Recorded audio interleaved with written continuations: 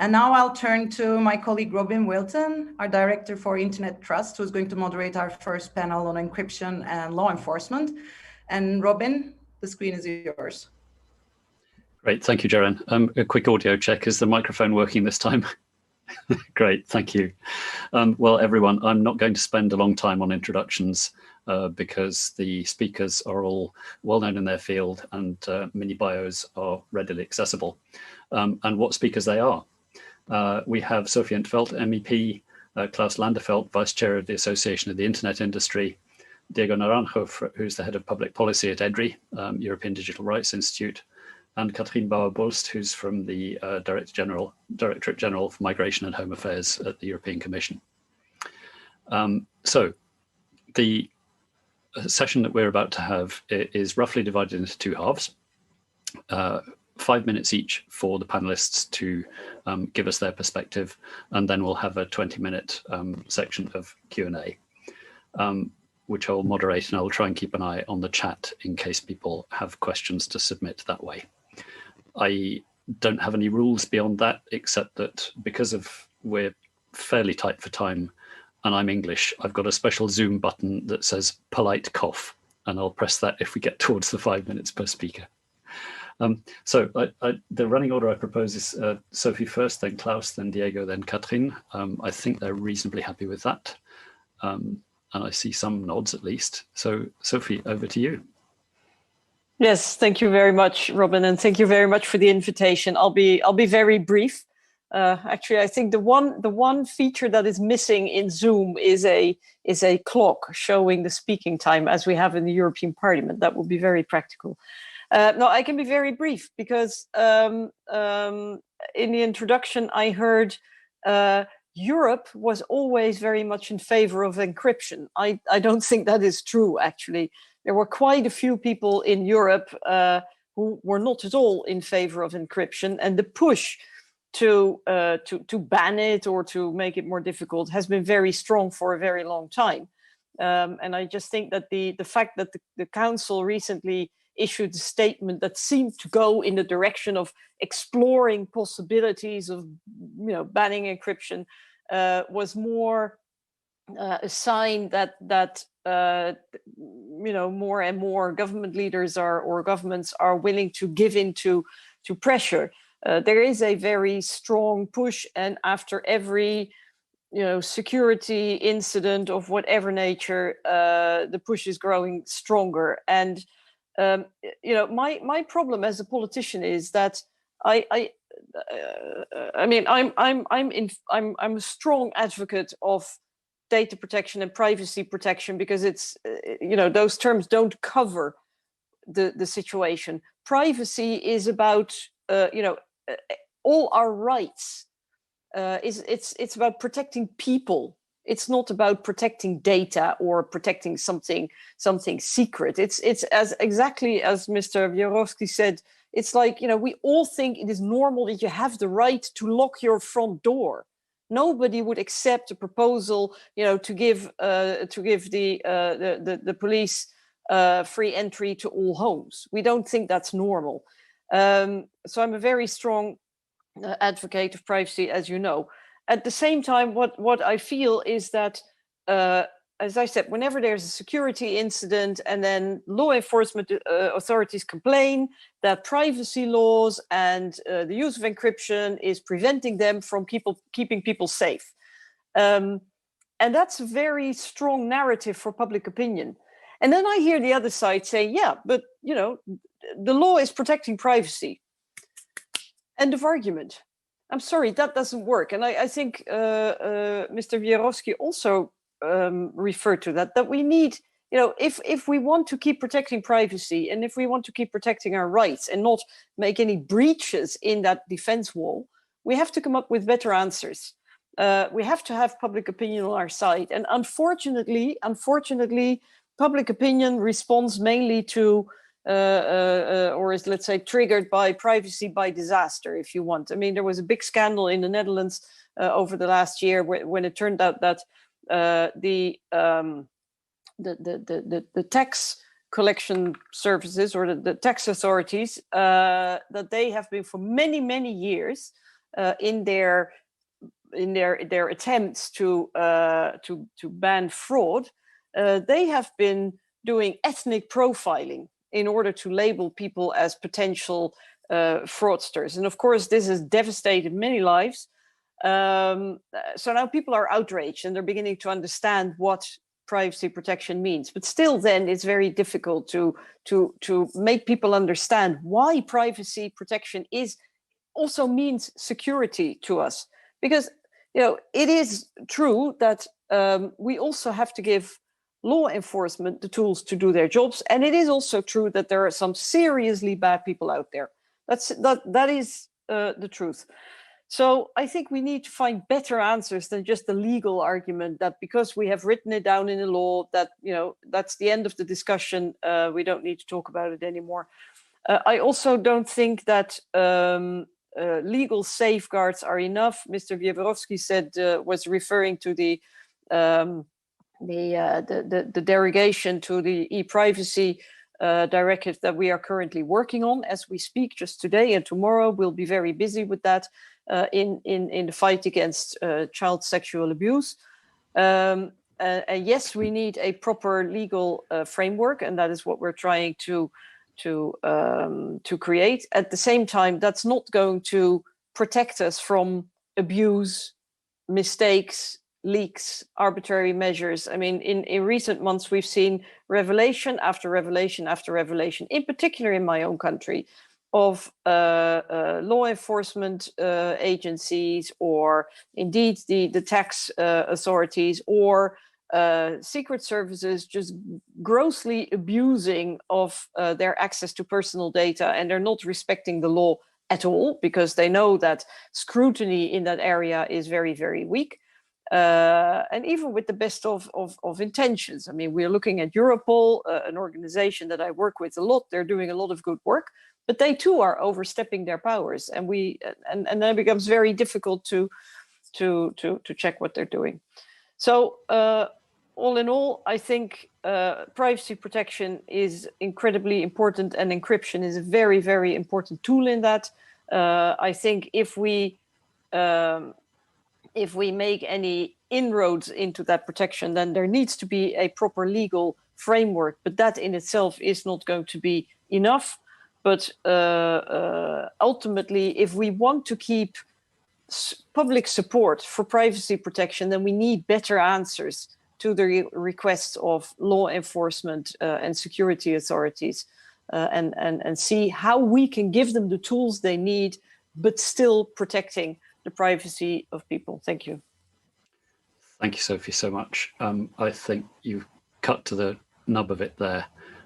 This business of what we can do to give law enforcement the correct tools without undermining the other crucial social rights and indeed benefits that you refer to. I've definitely written down the phrase privacy by disaster for reuse later on. And I'm sure I'll reuse it frequently. But I think also you echoed my own views about the vagueness of some of the current governance and safeguard measures that are proposed as ways to keep encryption and law enforcement access safe. Okay, so over to our next speaker. Klaus, would you like to pick up the thread and give us your perspective as a representative of the internet industry as Yes, thank you. I hope you can hear me. Yeah. Yes, indeed. Very good, thank you. Okay, so thank you very much for inviting me and being able to give my insight in this. This discussion about striking effective vertical balance is not new to me. In fact, I remember my first public discussion about encryption and the going dark narrative, and I believe it was 1998. That's over 20 years by now, and as far as I can see, the world has not descended into darkness just yet. So, well, maybe we're on the edge, but we don't know. Okay. Since then, the argument has not changed, however, the numbers have. Back then, almost no traffic and applications were encrypted. Tools like PGP were a curiosity and used only by a few experts.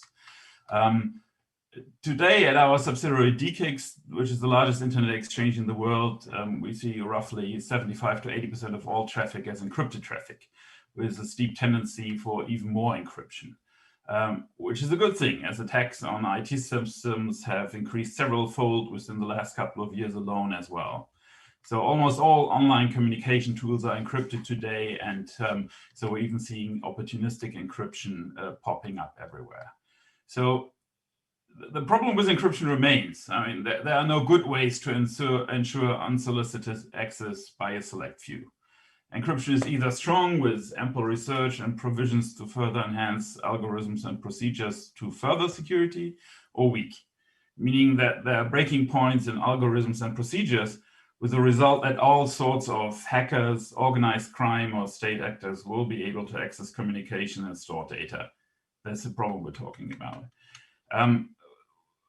However, we see that there's a new trend, dubbed exceptional access, which was incorporated in the council proposal discussed last week as well, which is in principle a proposal to not weaken encryption per se, but circumventing the way encryption is applied by adding further recipients of communication.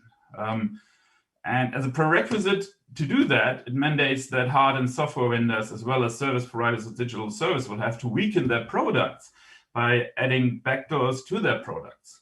And we already see this happening in Australia, and there's a huge discussion about this.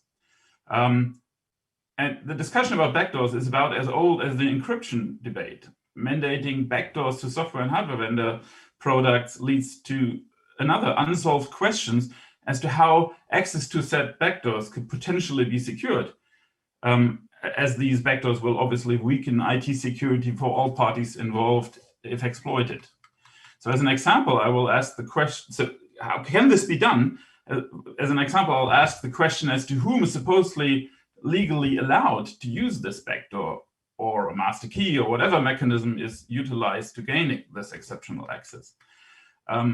In the very much related context of e-evidence, the access to stored information, there was a calculation being performed by the internet industry as to how many agencies would be allowed to ask for electronic evidence throughout the EU alone through the context of that proposal. And as a result, an almost astronomical, from my point of view, astronomical number was discovered. As well over 13,000 parties from over the EU would have access to this stored information.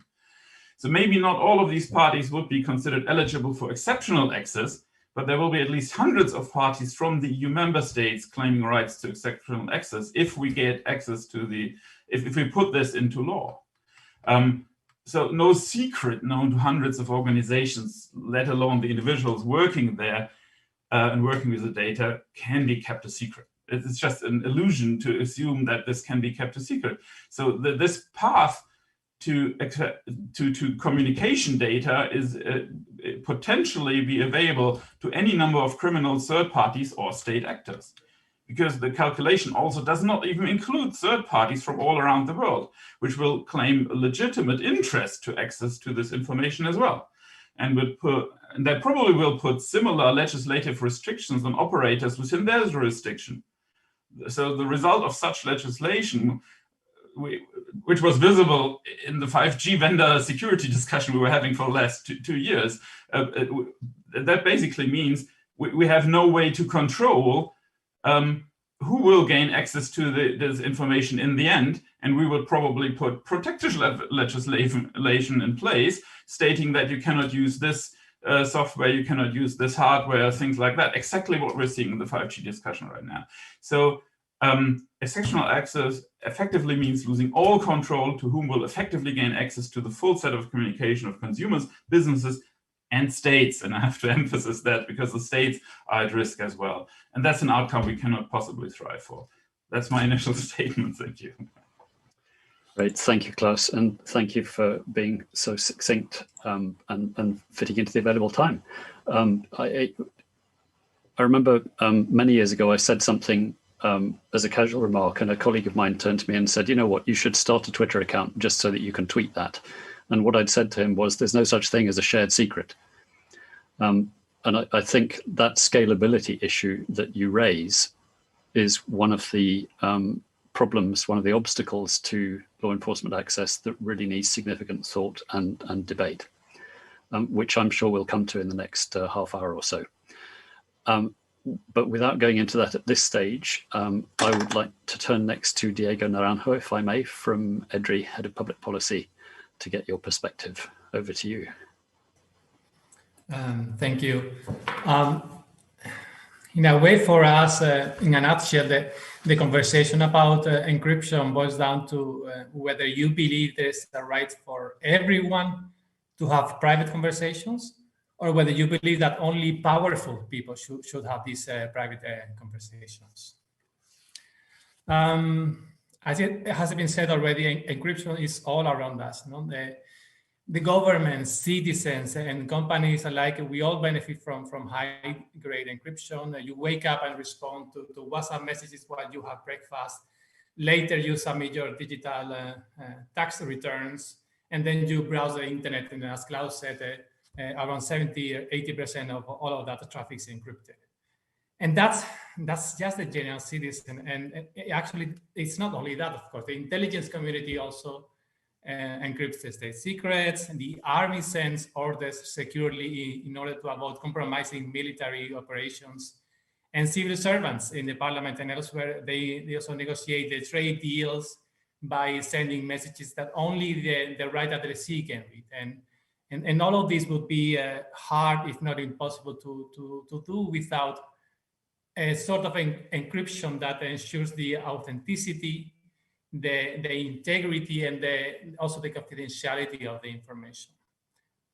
So there are three dimensions that I'd like to consider when we talk now about encryption. First, encryption is key for democracy. So human rights defenders depend on encryption. If you talk to organizations like Frontline Defenders, they will tell you that these human rights defenders in the front line, they use encryption all the time to remain safe, to protect democracies.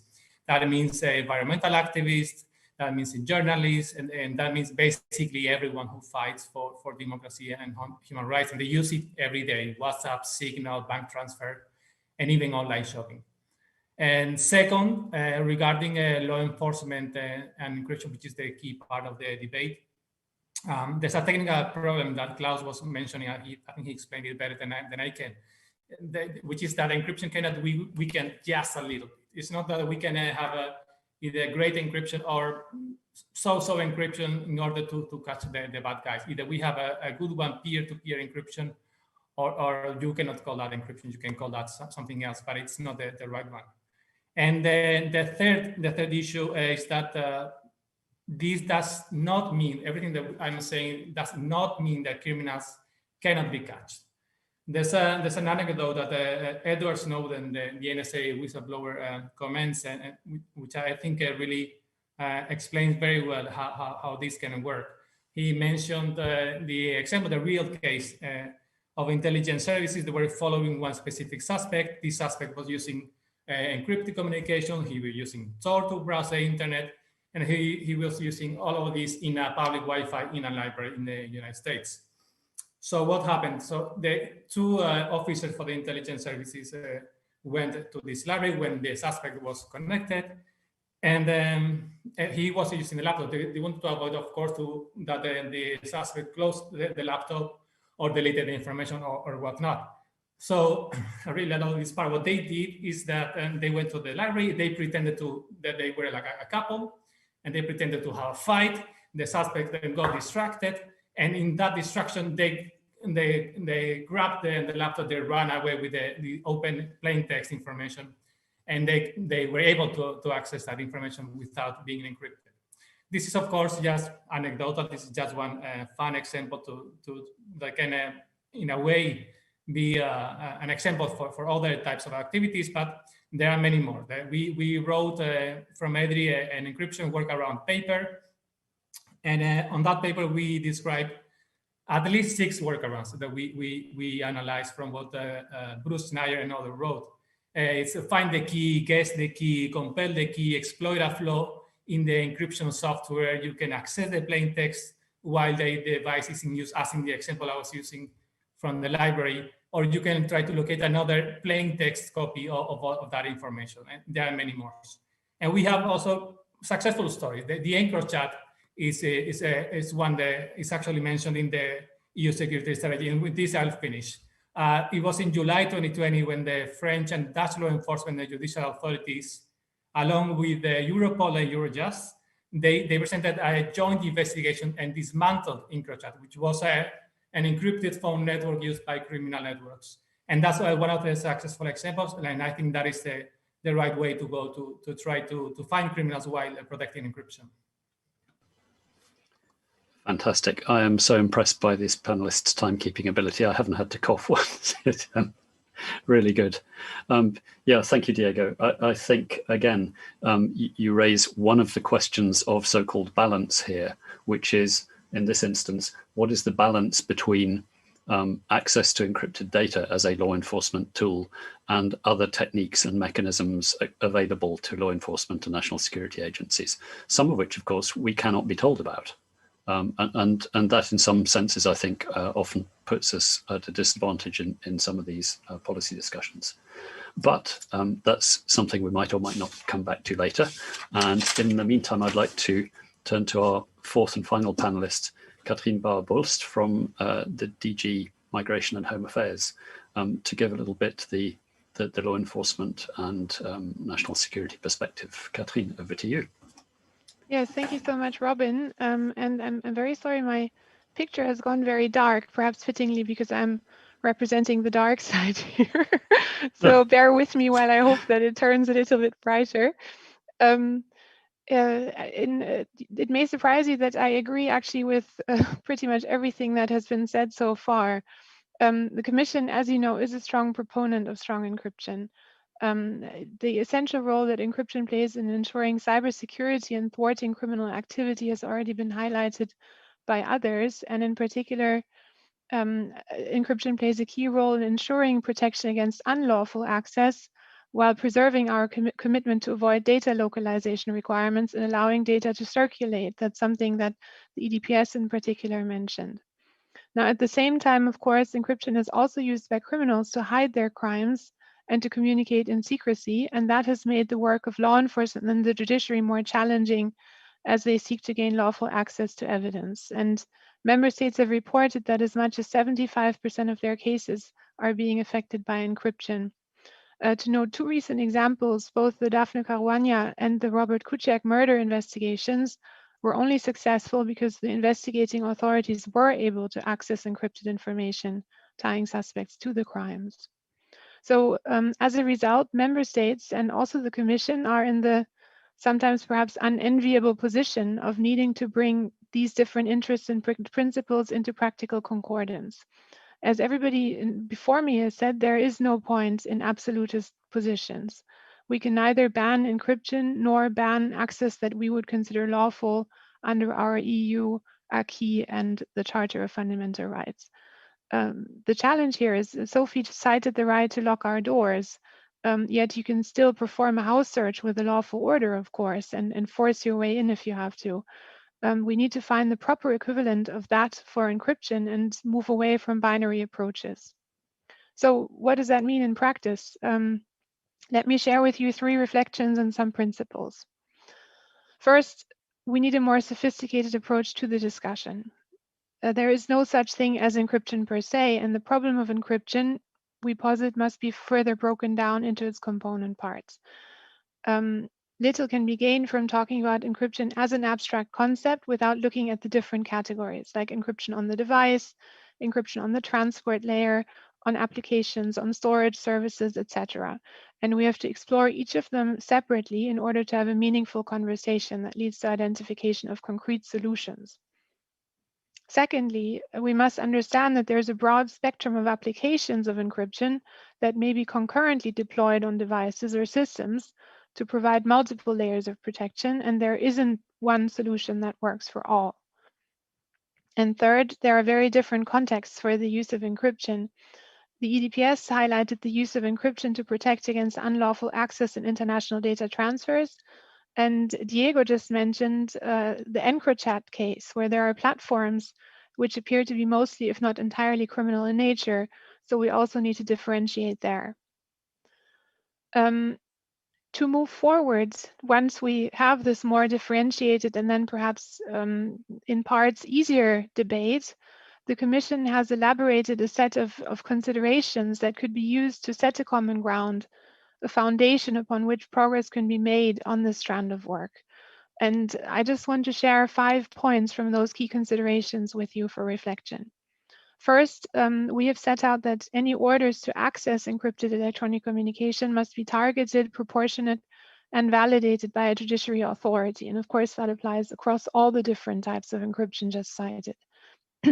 We need transparent reporting procedures to ensure that there's also accountability, as well as appropriate review and redress mechanisms. Secondly, we do not intend to support technical solutions that would constitute a weakening or directly or indirectly banning of encryption. Third, the technical solutions to access encrypted information should be used only where necessary, that is, where they're effective and where other less intrusive measures are not available.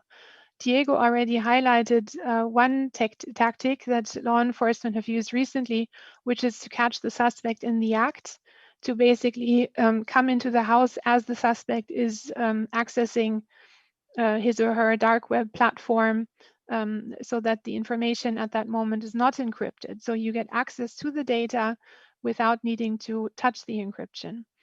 One alternative that is frequently cited, especially in the non-European context, is the important information you can gain from metadata. So from other data that is associated with the encrypted data, but is not content data. That can include information on the location, on the device, on the browser used, and other data. This is something that we observe with a bit of caution from the EU perspective, because of course, as the ECJ has reminded us several times, metadata, at least when accessed in bulk and when disclosing information about the habits and social links of an individual, deserves the same protection as content data. Fourth principle, given the broad spectrum of encryption solutions that may be deployed and the broad spectrum that exists, there is no one silver bullet. So we should never prescribe any technical solution as a basic emanation of our principle of technology neutrality. So there is no silver bullet. And fifth and finally, we should take a multi-stakeholder approach to this problem. Industry, civil society, and academia all need to come together. And I think this seminar is a very good example of how we can have a discussion on these issues. Now, that's it for the principles. And to close, just to clarify, the Commission has not set out any policy that would call into question encryption. We've referenced several policies across the intervention, but let me just clarify that neither the interim regulation to combat child sexual abuse nor the e-evidence proposals contain any obligations relating to encryption. And I really look forward to the discussion. Thank you, Katrin. And I'm sure that I and the others really appreciate you entering what must at this point seem a little bit like the lion's den. I have been trying to keep one eye on the chat and another on the Q&A. There are many questions in there. But first, Sophie, I think you had one immediate sort of intervention/response that you wanted to make. Yes, first of all, I was very triggered by the examples you gave of the murder of Daphne Caruana Galizia and Jan Kuciak and his fiancée. You said those cases could not have been solved without, getting access to encrypted materials. But isn't it true that the problem was never encryption? The problem was rampant corruption and crime within the public authorities, within law enforcement, and the fact that the European Union never listened, that the authorities never listened. Both Daphne Caruana and Jan Kuciak had been asking for protection, and it was denied to them. So here the problem wasn't encryption. The problem was simply that the police force was corrupt and incompetent. Now, isn't that something that the Commission should be addressing? And secondly, if you really feel that such fairly far-reaching new measures are necessary, then why has the Commission so far refused to put on the table a legislative proposal to upgrade the law enforcement directive to a regulation and offer real protection of personal data and privacy in the area of law enforcement? Thank you. Okay, thank you. I think it would only be fair to come back to Katrin for a response on that.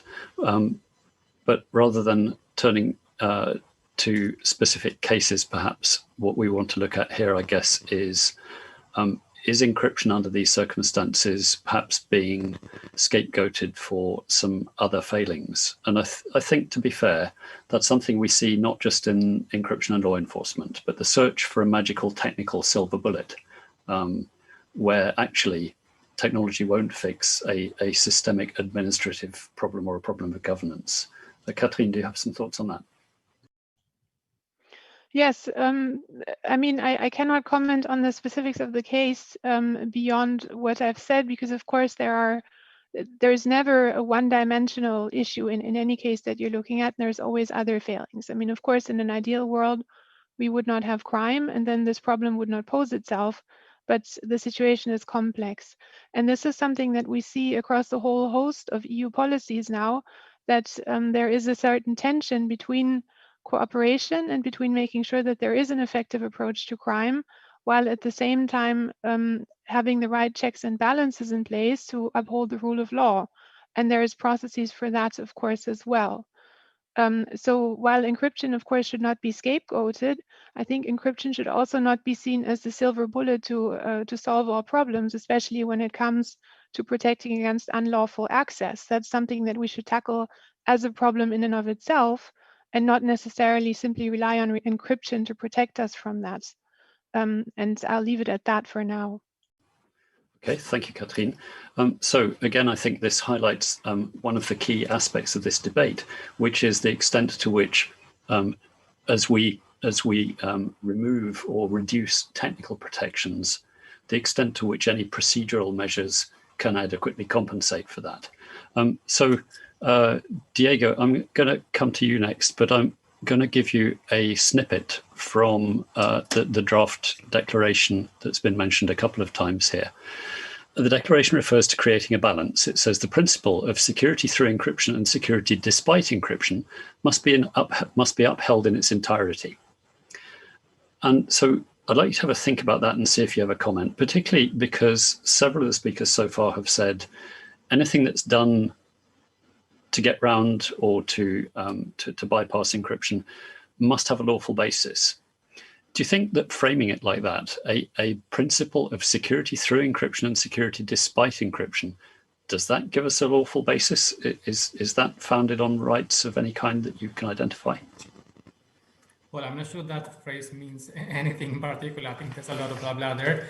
But I think there's no balance to be achieved. I think the balance is having both privacy and security. And it's true there's no silver bullet, but it is at the same time also true that the European Commission is recommending its public officers to use Signal, which is a peer-to-peer encrypted application in order to stay secure. So yes, there are no silver bullets, but there are some recommendations that can be used. And I also wanted to go back to the other example when Catherine was saying that this is like you have front door, you have a lock, and the police should break in. Yes, when they have one specific law order and one specific decision from a judge to order to intervene. But the case of undermining encryption is not that one. The case of undermining encryption is leaving all the doors open just in case someone wants to have a look. Which is a different one from having a lock and having a forceful entry. And yes, going back to the main question, I think the balance is having both. And I gave a few examples, even Catherine said a few others. The EncroChat case is the biggest case that has been solved lately with the collaboration of different member states, and they can do that if they want. But I also wanted to go back to Sophie and say, I mean, supporting what she said, of course, and saying that we also need to provide more questions. Like in the CSAM, I don't want to go to CSAM because it's true, it's mostly not about encryption. But in that proposal and many others, some policymakers propose some so-called solution to some so-called problems. When you go to analyze the problems, they don't give you any data whatsoever. How many prosecutions cannot be done because of encryption? How many people have been arrested because they were not using encryption? All of that data is never proposed. So I think when they propose the solution which undermines privacy and security, they should give us that at least. Great, thank you very much, Diego. And again, I think you're highlighting here some of the problems with the debate, in the sense that some of those uses of powers cannot be disclosed, and therefore maybe more can be done to increase transparency about the number of cases in which encryption is actually an insuperable obstacle, or whether it's just an inconvenience, or whether other methods such as infiltration, as you mentioned, can more effectively be used, particularly since the kinds of activity that are being used as the poster children for this kind of policy, when one looks at them, are all activities of networks. Klaus, thinking of networks, he said, segueing seamlessly. I wonder if you could tell us a little bit about, from your perspective, particularly with your insights into the German government case, what sort of powers of investigation are we talking about here, and do those raise concerns for you in terms of lawfulness and appropriateness? Well, yes, we have several new proposals coming up in Germany, which impact, well, not encryption directly, but it's more indirectly. So the way Germany was always a proponent of strong encryption. So so the police has gained the right to put Trojans on systems, which is a security risk by itself. And the question, how can they put it on there, is this has now come under scrutiny because, as it turns out, it's almost impossible for law enforcement to do this in a timely fashion. So they cannot, the source tapping of communication is not working as expected. Typically, there's a huge time delay between an order being received by a court and then they're actually being able to gain access to communication. And that now leads to two paths, which are both problematic as well. So there's no silver bullet. So one of the paths being that also communication and all data stored on the device can be searched, basically back to the point, in theory, back to the point when the order was originally drafted by the court. So meaning that it's not only communication going in and out or going over the wire, but if Trojans are put on a device, they can access all sorts of information stored on the device, which is kind of understandable from an investigation point of view, but it's obviously problematic if you can look at all sorts of information stored on the device, which is totally out of scope for or might be out of scope for the investigation. The other and much more problematic bit is that in order to make the whole endeavor more timely, there is now pressure being put on carriers and providers to actually help, meaning that they need to accept devices of the police and of the Secret Service to be placed at their premise, and data streams being diverted through these devices and then being sent on to the recipients of the data stream as if that was the original data stream. So it can be modified. So this modification, which has no basis in German law so far that it's not even clear if that is legal under our constitution, so far only a copy of data was allowed. A modification of data is a completely new proposal, and that providers will be compelled to actually send this on is new. We knew that something similar was in existence from the US since I think it was something like 99, 2000, something like that. The NSA has the right to do something similar, but I've never heard of anything similar from most countries to the world that don't have that. So, and these are kind of like results. I completely understand law enforcement, and obviously they need to do their job, and they need to find a way to access and to enforce that the court sanctions investigations go through. That is absolutely clear. But the problem being that when we have the strong encryption, which is absolutely necessary for individuals, for businesses, for the state, then the only way to do this is by actually breaking into devices, hacking devices. And the power to hack has also been put into new proposals. So if the new legislative proposals go through, our secret services would be allowed to hack devices worldwide in order to achieve the same goal. What they can't tap from the wire anymore, they will then gather from devices, from systems, from operators on a worldwide base. So I'm not sure if this is actually helping us in the long run, but I just wanted to make clear that as a result, that we will have discussions about IT security, about how secure are systems, how secure is software, it's a, well, I don't know, it's a rat race. So. I think we've got another T-shirt slogan there. It's a rat race. So what I take from that, I noted so many things down there, but there's clearly an issue regarding capacity of computer forensics, digital forensics for law enforcement, which is unrelated to encryption most of the time. There is a scalability issue, as you already alluded to, with the potential for hundreds or possibly thousands of potential requesters of this data. The time factor is one which I think we haven't thought enough about. If law enforcement agencies want or require real-time access, then that implies certain other forms of technical intervention, which I don't think surface in the policy proposal so far. Just to be clear, I mean, if we have in a regular investigation, once the court order is received, you as a carrier, you'll have to immediately implement this, meaning that within minutes after receiving the order, they will start receiving contents of calls, of communication, anything which is stored.